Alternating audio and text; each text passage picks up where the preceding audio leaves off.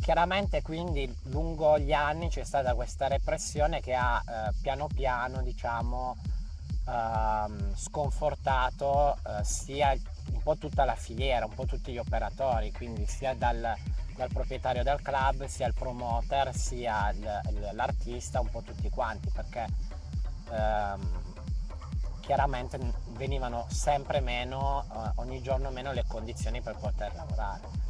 Dopodiché, dopo questa repressione, ho visto i grandi club italiani, pensiamo solo alla Riviera Romagnola, i grandi templi della musica elettronica, della dance italiana, che ne so, l'Ultimo Impero, tutte quelle cose lì, queste discoteche enormi, no, che tenevano 5.000 Che adesso persone, ormai che sono sono dei ruderi, chiuse, abbandonate. addirittura rientrano nei libri di archeologia Sì, certo, industriale. certo.